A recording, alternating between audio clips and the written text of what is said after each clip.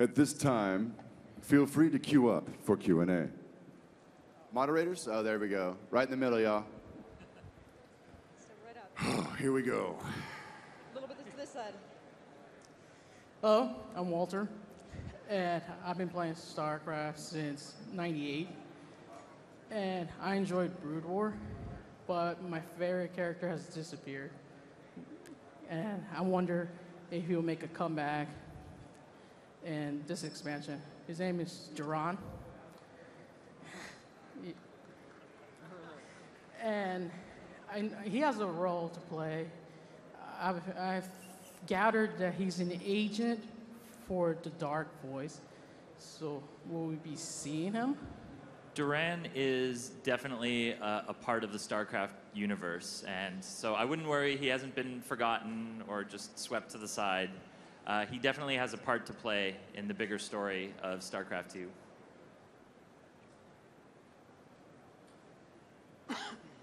It's possible you might have met him already. You totally did, by the way. My name is Martin Solis with Big Crits, and I have a question about Kerrigan. You said that Kerrigan doesn't remember everything, and that she only remembers some of the more intense moments. Would those moments include her killing Phoenix and General Duke? And does she have that guilt to bear? And how will Jim Raynor accept her after he killed those two, especially Phoenix, because they became great friends? Right. That is definitely something that comes up between them in the game. I wouldn't say that she specifically remembers the moment that she killed Phoenix, but the guilt of everything that she's done. She remembers some of the things, and she's heard about others. She is aware of all of the terrible things and sins that weigh on her. So her guilt is immense, and that's something she really has to deal with in the game. But that's definitely something that those two characters still have yet to explore. I would say too, on the Raynor front, you know, love can make a man do and think really stupid stuff. And Jimmy's got it bad for this girl. So I think to some degree, it wasn't her. She's possessed by an alien entity, right? It wasn't her. So potentially it's a very interesting theme, and the way that plays out, I guess you just have to wait. But you bring up really good points, and they are absolutely things that are going to have to be resolved between these two crazy kids before, well, certainly before the Protoss campaign. So. Yeah, I mean, a lot of this story on some level is about identity. You know, it's about how much responsibility you bear for things that you've done, and you know what you can do to make up for it. What is your identity, right? Are you human or alien? There's a lot of stuff like that with Kerrigan. Yeah, it's innate to what StarCraft is, right? Whether it's these two goofy kids or whether it's these races that do what they need to do to survive. You know, the idea of redemption, right? Like, are there times when you go too far? Can any sin be forgiven, right? I think it's innate to this storyline and to how these people relate to each other, right? At some level, he just wants to believe the best about this girl. The trick about Heart of the Swarm is what she believes about herself. Ultimately, we're going to find out. Hi, guys. So we saw in the campaign trailer that Kerrigan is fueled by vengeance against Arcturus Minx. But now that she's back to being Sarah Kerrigan, how does she feel about Jim Raynor's group and the Protoss race in general? I would say there's a lot of mixed feelings there. I think the one big thing that she's very aware of, as far as Terrans in general, Protoss in general, as far as the entire Kapulu sector, is that she's public enemy #1. You know, there's a lot of people who don't care what she looks like. They hold her responsible for all of the things the Queen of Blades did. So she definitely is aware that almost everybody out there wants to kill her. So that's going to color all of her feelings, I think. Right. And I would just say on top of that, one of the other innate themes is this girl who's suddenly human, that's only ever been manipulated, since she was a little girl, whether it was government programs or the charismatic rebel leader that, whose lieutenant she was, or the evil alien overlord. She's never had her own identity. She has never made her own decisions. And now that she's suddenly human again, given partial memory of the atrocities she's caused, suddenly right in front of her are two vectors. There is this man that she loves, and there is this man that she hates. And in the midst of all that tension, right, is where she will begin to define her own path, finally, right? And boy, I hope it ends well for these kids, because I love them. But, But they live in a very bad place. Very bad Caprulu world. sector.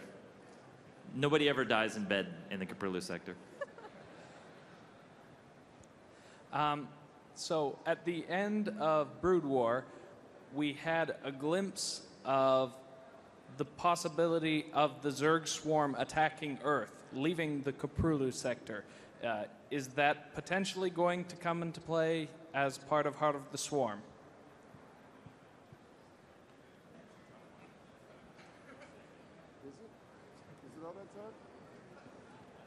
I would say, no. But that's an idea that geeks us all up. I mean, it's just one of the long-term running, what would happen one day, if we get back to Earth and the Zerg are raining from the sky. It's a very compelling visual. It's a very compelling thematic. But the events of the next few chapters pretty much take place in the old stomping grounds of the Caprulu sector. So maybe a little more down the road. Hi, everyone. I'd like to know what role Nova is going to play in the campaign and how often you'll see her. Well, she definitely shows up. I mean, you've seen her in a teaser or two, probably. So she has a role to play. This is the Zerg expansion, though, so the focus is definitely on Kerrigan and the Swarm. She's obviously, very much a human character, but she's an important part of the StarCraft universe, and so there's no doubt that she will be a part of this campaign, and she will have a role in all future StarCraft expansions or stories. But yeah, mostly we're looking at the Zerg with this one. I would say from the mission side, we actually look at her as a really cool character, and we're always hitting up the story guys going, hey, can we use her here? Can we use her here? Because she's really cool. And so we're always trying to get her in there. We'll see what happens. Hey, I was a big fan of the Tauren Marine and his flying porta potty. I was wondering, since we have 2 playable levels here, should we be looking for Easter eggs, or is it not worth exploring the entire map? It's always worth exploring the entire map. Spoken like a true level designer, by the way. There's nothing there, but you should see everything. I would say that we're always trying to put everything we can in the map. So I don't want to give any secrets away, and I would say enjoy looking for them.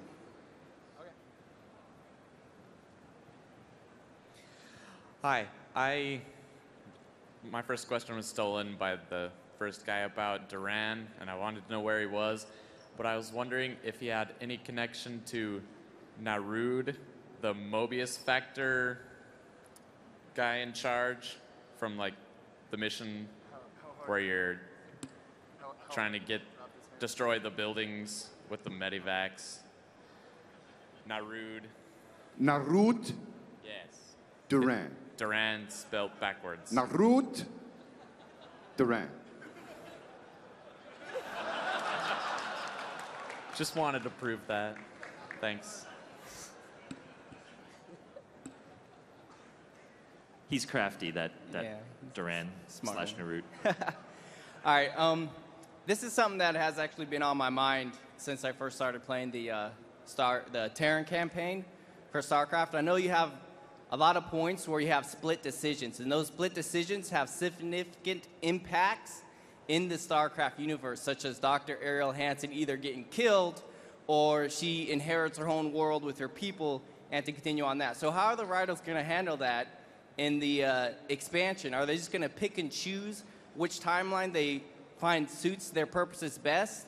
Or how's that going to... I mean, I noticed that in the campaign, as I was playing the demo, they mentioned flooding the tunnels. And that was... You had a choice, either flood the tunnels or destroy the air force of the Zerg. And I noticed that they picked, flood the tunnels as one of the choices to continue the storyline.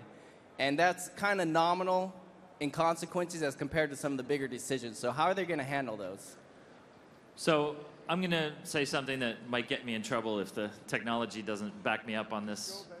But we are actually planning to bring your choices forward into the game. So if you didn't make a choice, if you didn't, for instance, if you're playing Heart of the Swarm and you didn't finish Wings of Liberty, you didn't reach the point where you had to choose between the tunnels or the platform, then we have the canon choice, which is always the A choice. In that case, it was flood the tunnels. But if you played Wings of Liberty and you made that choice, and we can detect it somewhere on BattleNet or on your computer, then we will bring that choice forward into the game. And so the line that you would hear Zagara say in that scene would be different if you had chosen to attack the platform. Now that said, this again is the Zerg campaign, and some of those choices, Tosh and Hansen, were very human Terran-centric choices. So I can't say that the choice will have a huge impact on the game. But you will hear references in different places to the game. In the game, you'll hear references to the choices that you made. Thank you. So one of the best aspects of the Terran campaign was how you got to see a lot of Dominion society, especially through Vermilion's newscast, and also just Raynor interacting with his shipmates. The problem is there are very few self-aware Zerg. I know you're creating a couple of characters, but even so, the cast is much smaller compared to the Terran campaign and I guess the upcoming Protoss campaign. So how are you planning to address that, adding a kind of empty world with few characters? Are we going to see a lot of human and Protoss characters to make up for the lack of Zerg characters, or are you introducing more, or are you just going to kind of go with as few characters as possible? I remember you from last year. Hi. I don't think story mode is going to be that empty. We do have quite a few characters that inhabit it. We've started to find ways to have Zerg here and there that have their own sentience and have their own opinions and who Kerrigan can play off of and react to. And she definitely, there are other races that she interacts with. But I think, as as I said earlier, this is our chance to really explore the Zerg swarm and see it far closer than we ever have before. So I think we found a lot of cool ways to talk to different characters in the story. I guess I'd say as well, I think that's exactly right. But when you look at Wings of Liberty, it's a human universe. You've got newscasts, you've got ambient storytelling, you've got jukeboxes, right? You got everything. And all of that helps to really just create that sense of world. But I think it's wise not to necessarily go into Heart of the Swarm thinking that those mechanics will be one-to-one, because there are a lot of ways to shape your sense of world. That was their only function. So the idea is newscasts necessarily running throughout a Zerg storyline, you don't need them. Jukebox, I would love to get that damn jukebox in there somewhere. Infested. Tentacles, whatever, be mega. So the idea is you just want that sense of immersion. You want that sense that like I'm really in the context of what it is to be Zerg. And so that's where stuff like what Matt's talking about is like, dominating worlds, and like as we're in these story mode spaces in between missions, there are other dials to be twisted in terms of immersing you in that space. It just won't necessarily be the same gimmicks that worked well in the Terran. Find out about the Zerg from this interaction. And that's a big part of this story mode space. Bam. How you doing? My name's AJ. I've been playing since '95. I've realized one thing the Protoss never forget, especially when it comes to their leaders like Phoenix and Tassadar, who in fact died and came back and died again.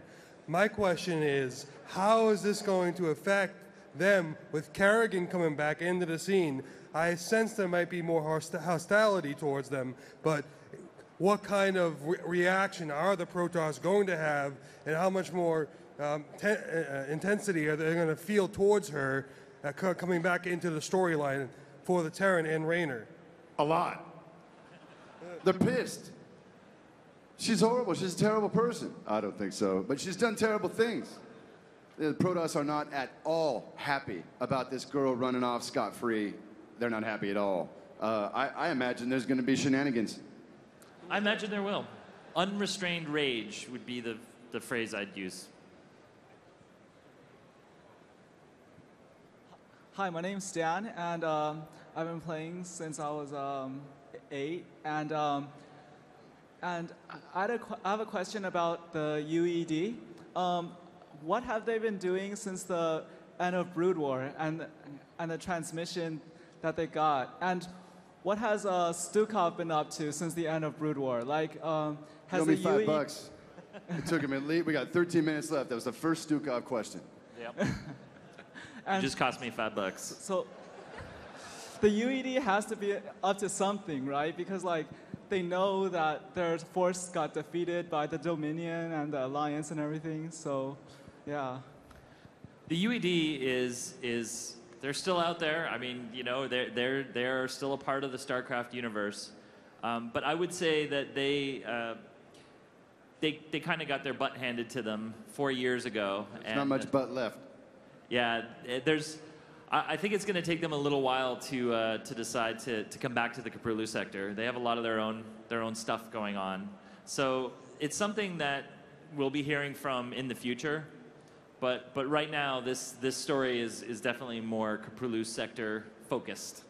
And Brian, what about Alexei Stukov? What about him, Chris? Well, is Blizzard doing anything with Stukov in this campaign? I want to be in the know. I'll say that Heart of the Swarm has a lot of characters in it. It has some new characters. It has some old returning characters, not Tychus. And that's a damn shame. Before you ask, I'm coming back, Jimmy. Infested Tychus. No, but there are some old favorites who show up, and I think as you play the campaign, you'll meet a few, and I hope that you'll be pleasantly surprised. Stukov did die, though. You know that, right? They shot his body out into space. And then, I know, he came back to life, too. Not everyone knows that. Going back to Wings of Liberty, it seems really clear that Kerrigan is resigned to her fate because she's seen the prophecies of doom. She realizes that an overwhelming force is coming and is going to wipe out pretty much everyone in the Kaprulu sector. So one of the things that confused me, and maybe this is a silly question, but why does she necessarily care about what the Mobius Foundation is doing if she knows that, you know, we're all going to die? Is it simply that she wants to meet that overwhelming force on the Zerg's own terms and go out on a blaze of glory? And also, in terms of leading into Heart of the Swarm, is she aware that she is literally and figuratively the queen on the chessboard as far as the larger battle that is yet to come on the horizon? Fantastic question, by the way. Yes, and what's really great is you actually answered it correctly, the first half. Yes, the Queen of Blades in Wings of Liberty was sort of resigned to the fact that everyone was going to die, but she was preparing the swarm to meet the threat, not out of any kindness or, you know, trying to do the galaxy a favor, but because that's what Zerg do. They're not going to lay down and die. So she wanted to lead the swarm into the great final battle that she saw in her head, even though she was convinced that they were going to lose. So that's why she did not want the Mobius Foundation to get its hands on that artifact. As to the second part of the question, I think relative to the second part of the question, I can't remember the damn question. I remember the theme, though. Was it something like, do these things echo forward? Was that it? Is Kerrigan aware that she's the queen on the chessboard, that it's all on her in terms of tilting the tides of battle? I think that she does not necessarily understand. Nobody does yet, except Zeratul. She doesn't understand what's really going on. And suddenly the context of her life has absolutely changed or transformed, pardon the pun. She's not a lot worried about all that yet. She's got way more immediate things to deal with. But certainly the themes you're talking about and the more prophetic component of StarCraft II and its mythology are very definitely all echoing forward. That story ain't over yet. It's still going. And I think Kerrigan is the most complex character that I think that we've ever really tried to tell a story about.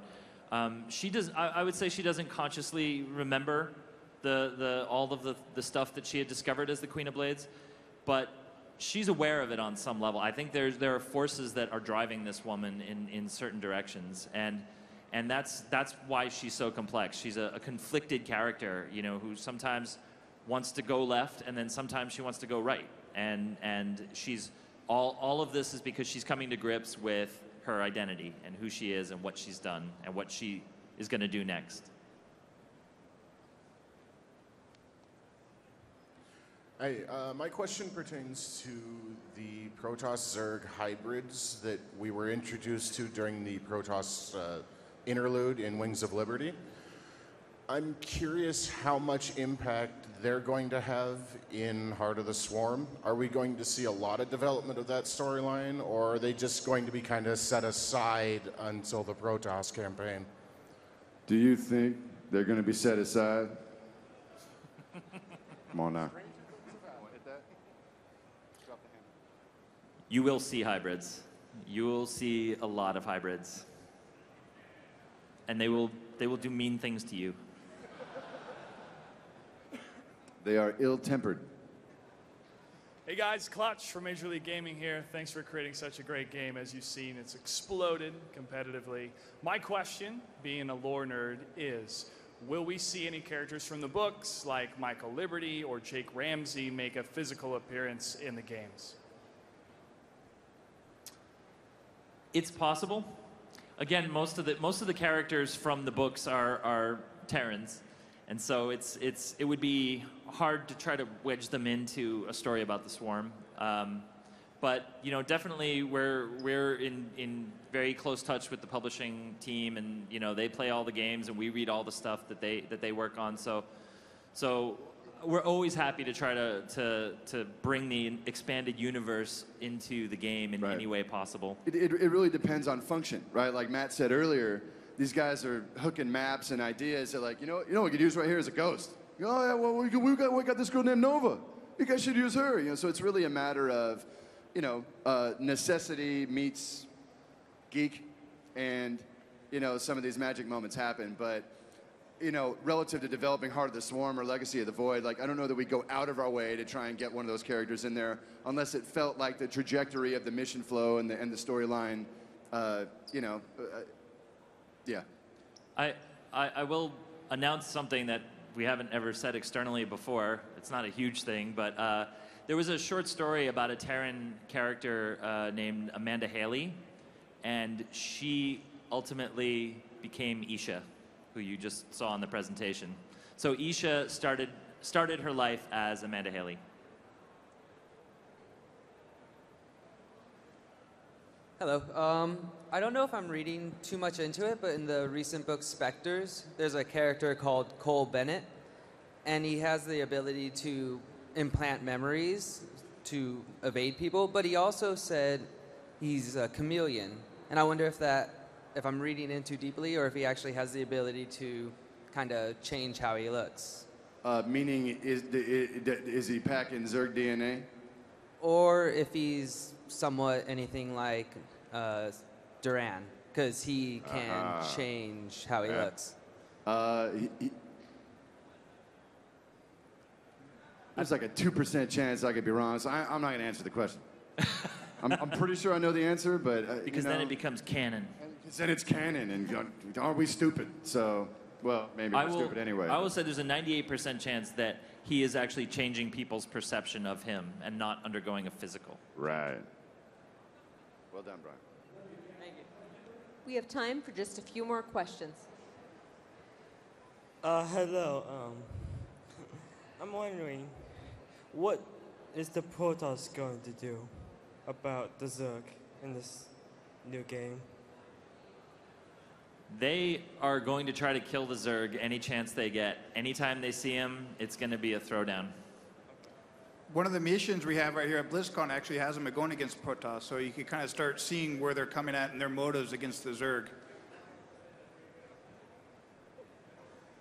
Hello again. I have one more question. I read in a manga that I think you, Chris, wrote about the life Raynor had before StarCraft 1, where he had a wife and a son who was recruited into the Ghosts and then died in transport. I was wondering, in the future, is his son going to become part of the story, or is there going to be some sort of closure, or am I just reading in too much into it? No, dude. I mean, those breadcrumbs are left on the ground on purpose. I think relative to Heart of the Swarm and Legacy of the Void, we've got a pretty ironclad plan for these games. So, if there was a potential for Raynor's gifted boy to be alive and on the payroll of the Dominion, I think that is a fascinating hook. But I can tell you, it doesn't currently play into our plan. Which isn't to say it shouldn't or it couldn't. But I don't know. It sounds like a cool hook. So, and we're all kind of excited about the potential of it. But for now, we're just going to focus on Jim and our girl Sarah, and we'll see what happens with the ghost of his boy. Haha. You like that? Yes. That pun? That sounds like a title. Last question. One, thanks for making all these great games. Secondly, we've seen the hybrids. They mind controlled the Templars. They brainwashed the hive mind. What's simply stopping them from going into the governments again and pretty much put a civil war in before they show up and kick everybody's ass? How do you know they aren't doing that right now? Because I don't want them to. It's gonna screw everything up. We got you. Don't worry. We got you. No, it's an interesting question, right? These guys can insinuate themselves into anywhere. How do I answer that? There's about 100 ways to answer that. We win? Because I just start going, oh, God, that'd be bitchin'. We should go left and right. There's all sorts of ways to chase that idea, and maybe we should. But for purposes, kind of like the Raynor kid question, for purposes of Heart of the Swarm and Legacy of the Void, it's not something we're necessarily chasing, but that sounds like pretty cool fiction if someone had the wherewithal to chase that down. Thank you. How about one last round of applause for our panelists? Thanks for coming, everybody. Have fun.